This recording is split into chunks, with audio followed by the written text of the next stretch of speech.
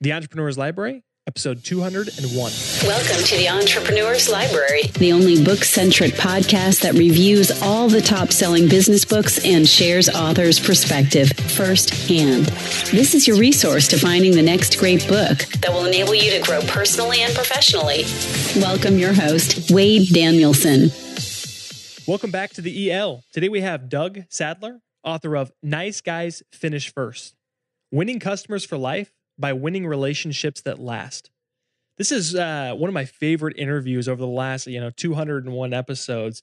Not only is Doug an amazing guy, amazing author, but this book is really a game changer in a lot of ways. And there's a lot of books on relationships, but this one simple, and there's a lot of truth in it. I can't wait for you guys to hear from Doug. So without further ado, let's bring him on. Welcome, Doug, and thank you for joining us on the Entrepreneur's Library. My pleasure. It's good to be here. Thank you. So before we take a deep dive into Nice Guys Finish First, will you take a moment to introduce yourself? Tell us a little bit about you personally. Sure. Well, I'm a 50-something guy that spent 48 years running an entertainment business. My background is as a DJ, and I own that business. And I've spent the last 20-some years, well, since 1984 being a DJ, but since the mid-90s being a full-time DJ. And then about 2 years ago, I turned a switch and I said, I bet I could teach people how to do what I've done, which is build a business, regardless of whether it's an entertainment business or a business selling, copy services. Doesn't matter what you're doing, you're still in business in building relationships. Perfect. So relevant for our audience of entrepreneurs and wantrepreneurs here today. So I can't wait to dive in. Thank you for sharing that. Now let's do just that. Let's jump right into the book. Nice Guys Finish First, Winning Customers for Life by Winning Relationships That Last, which was made available not that long ago, actually this month, March 2015. And Doug, we're going to move quickly, but our whole goal here today is to cover the top questions that our listener / future reader would like to get answered before picking up the book. And the first one is, what was the inspiration behind writing Nice Guys Finish First? Well, a few years ago, I made a call to a credit card company, as we all tend to do, and I got an answer which we all probably get nowadays with big business the way it is, and it was a enter your 16-digit number followed by the pound sign. And as I went through this phone call, I kept thinking, there's got to be a better way than this. And not just for the big guys in business. That's the obvious one, the utility companies, the cable companies, the big credit card companies. But then it came down to really coming into the smaller guy, the guy that owns a small business like me, who really wants to focus on customer service and building a relationship. We as entrepreneurs do everything. We're the salespeople, we're the marketing people, we're the accountant, everything that involves our business is something that we touch on a daily basis. So I said, there's got to be a way that I can teach what I've done over the last 30 years to those that are just getting started now, so they can avoid the mistakes that I made. So I would say if there's an inspiration behind the book, it was just to try to figure out how we can train this group of people like I was 30 years ago. So Doug, one thing we didn't talk about actually before we started the interview was how many books come out for entrepreneurs every single day, every single month. And that's why this next question is so important, because we're allowing that person to find kind of that needle, your book, in a haystack of so many other books that have come out. So what makes your book different from others regarding the same or similar topic? And that's a great question. And the way that I try to tune into books that I think that I have some level of interest in is if I pick up the book and I can understand it no matter where I open up the book. So for me, I wanted to make a simple book. I wanted to make an easy read. There is no magic bullet in business today. There is a system that I've created, invest, inspire, and execute, and we'll get into that a little bit later. But there is a system that I've put in place within the pages of the book that is so simple that you will say to yourself, literally, I cannot believe that I did not think of this. However, the system is extremely easy to follow, and I think what's nice about this as opposed to some other books is it's not theory. It is relative information. It's relevant information, all about the things that we're dealing with in today's today's growing technology culture that we're living in. So I wanted to make something that was a little bit different, a little bit more unique. You can probably read this book in one, maybe 2 evenings if you're a fast reader. If you're a slow reader like me, maybe 3 or 4 months. Actually, it is a very quick read. You probably can pick this up and read it in 2 or 3 days, and it's a worthwhile investment of time. So, Doug, going off what you were just talking about, kind of the structure and that it's a quick read, how do you suggest the reader engage with it? Is this a book they can jump in and jump out based on the information they need at that moment in time, or did you really write it to be read from front to back? It doesn't have, it's a very good question. It does not have to be read from front to back. It can be read at pick up the book and read any chapter that you want to. There's a chapter on, and we'll get into the deep dive of the book in just a little bit, but there's a whole series of chapters based upon the system, and there's a whole series of chapters based upon an attitude and a behavior. So I would say I split the book in half. Half of the book is based upon systems. Half of the book is based upon just the approach and behavioral approach that you can take. Excellent. So, Doug, you've given us some of the background, some of the purpose behind the book. Now we're to my favorite part where we're going to take a deep dive into the content itself. So will you take the next 5 to 8 minutes and really give this listener and future reader a great idea of what they can expect to get out of your book? Sure, absolutely. So when I sat down to write this book, I started with a book coach. And before I even talk about the first chapter, let me just spend 30 seconds talking about how this book even came together.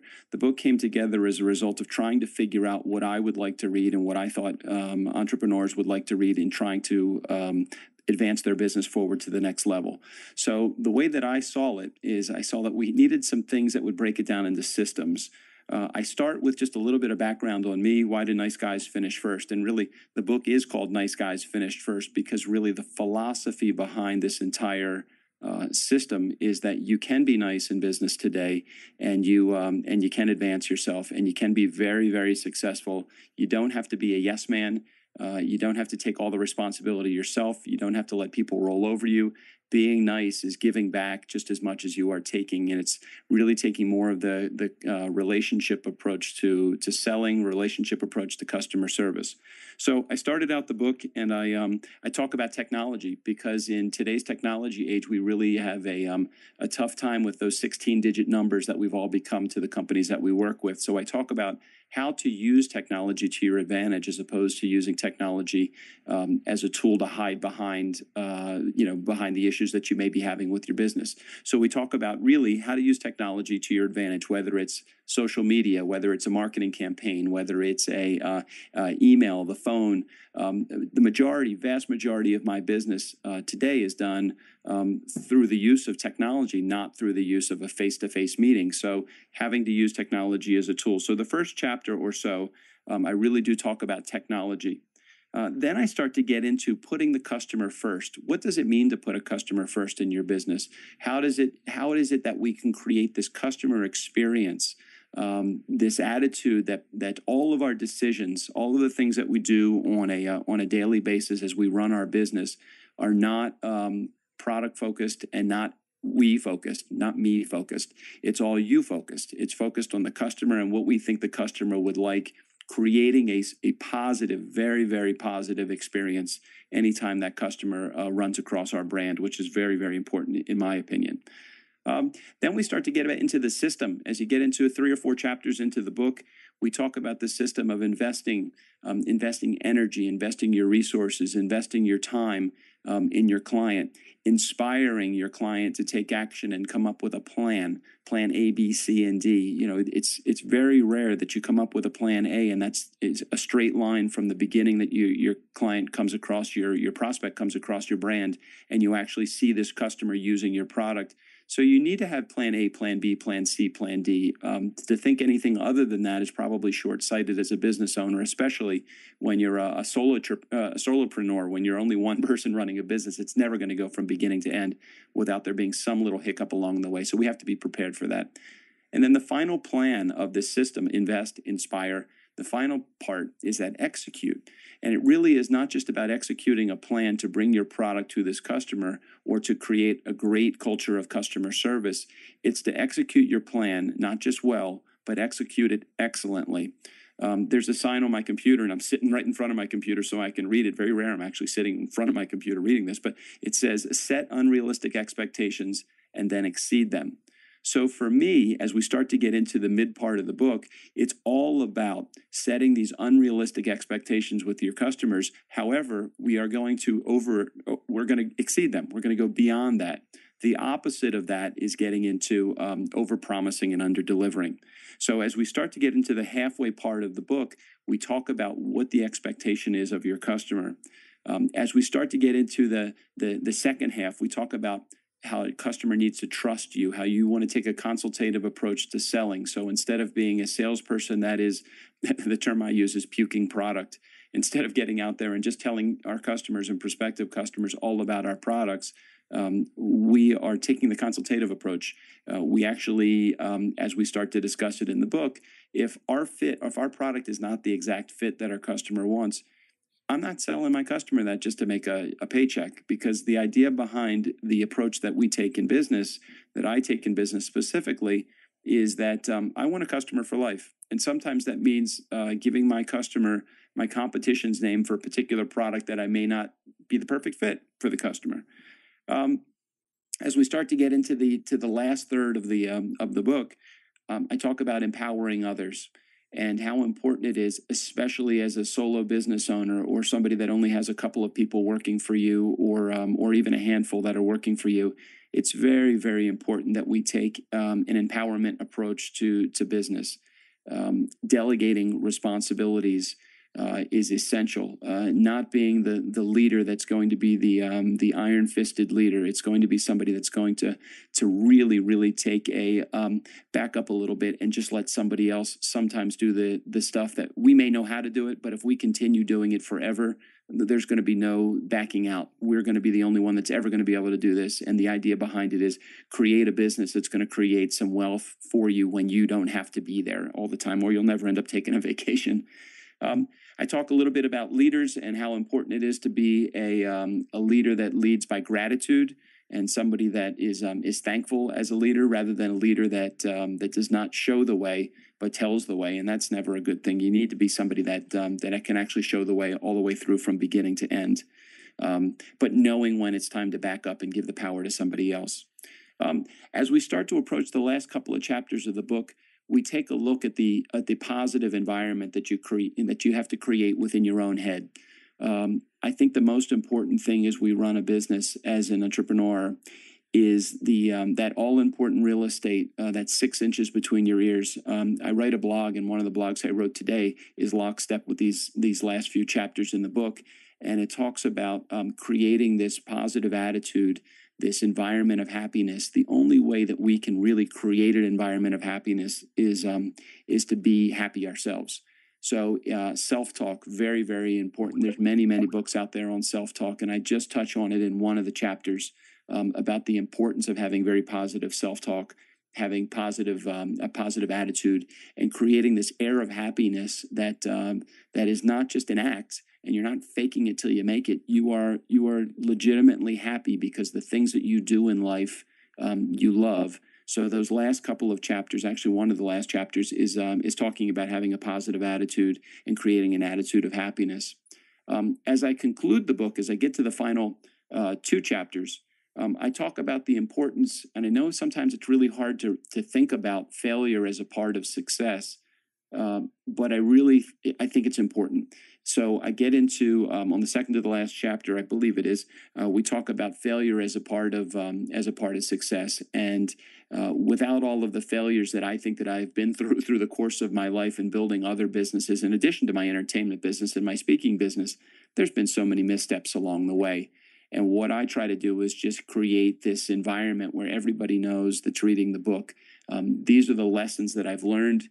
Certainly, it's great to learn from somebody that has already done it before you, and to try to avoid some of the errors.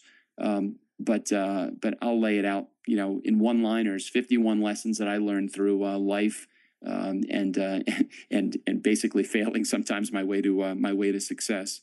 And I think as we conclude the book, I really get into the important areas that you need to focus on in your life. You need to focus on time management, money management, relationship management. How do you handle success? How do you handle failure? So I wrap up the book really talking about where do we go from here? The overall philosophy of this book is I don't want to just provide information and then back up and go away. At the end of each chapter, there's 3 action steps that I have, and each of those chapters will help you segment the specific part of your business that might be in need. So if you're having trouble empowering people, there's 3 action items at the end of the empowerment chapter that will show you in very easy form how to take action immediately. So you can pick up the book at any point. This book was definitely one of those things that was written as a labor of love. I sat down for 20 weeks, literally wrote 10 pages a week for 20 weeks until we got through the book.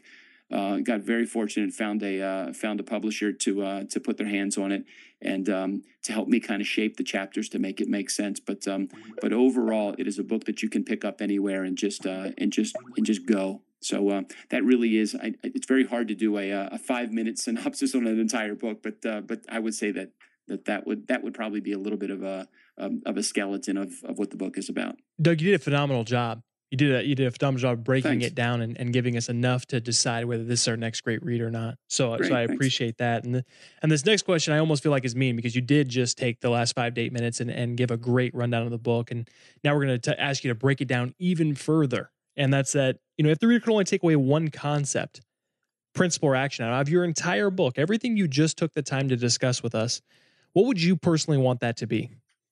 Well, that's an easy one for me because the title of the book is really what it's all about. The one concept that I want people to walk away with if they really, really feel like they can make an impact on this world is that nice guys finish first. We can finish first. You don't have to be a leader that rules through intimidation. So I want people to know that if you change gears tomorrow, if you feel like you're a leader that leads through intimidation or that leads through being the boss, and when I say the boss, I'm saying that in a semi-negative way. If you change gears tomorrow, it's not going to happen tomorrow. It's going to take a little while. So if it takes you 2, 3 weeks, 4 weeks, a month, just to kind of get your arms around the system of nice guys finish first, you will see. I've led my entire career this way, and it's been magic for me. When this book came out, all of a sudden people were hopping on the bandwagon, and we have a winner of a book on our hands right now. That's fantastic. I saw so far the reviews looked phenomenal on the book, and you're talking about 15 days, 16 days, or it hasn't been out long, I should say. The book has only been out for a couple of weeks, and I'm excited to say it's hit number 1 in 2 of the categories as best new release on Amazon. So I'm excited about this. That's incredible because again, that's not. I talk about it all the time with authors. I wonder how much competition Think and Grow Rich had back in 1937 when it came out. I bet more books came out the day that your book came out than came out the entire year of 1937, and that's probably even I probably way right. It was probably multiple of that. So that is that's fantastic that it's doing that well and that soon. I'm excited about it. So excited. So Doug, this is also one of my favorite questions. It might be kind of awkward for an author to answer, but do you have a favorite quote from your book, something that you wrote that you liked? And also will you take a second to explain what it means to you? Okay. So one of my favorite quotes is something that the gentleman, his name is Rob Jollis, wrote as part of my foreword. And the quote is, "The shortest answer is doing the right thing." And whether that's in business or whether that's personal, I really think that's the best way to go. The definition of insanity is doing the same thing over and over again, expecting a different result. And I think that the problem is that people are, if they're wondering what's going on, why their business may not be moving forward at a pace that they feel comfortable with, I would say it's time for you to make a paradigm shift. And the shift may just be, hey, I think it's time to start doing the right thing, even when people aren't watching. So the shortest answer is doing the right thing, what I say would be the best quote for me.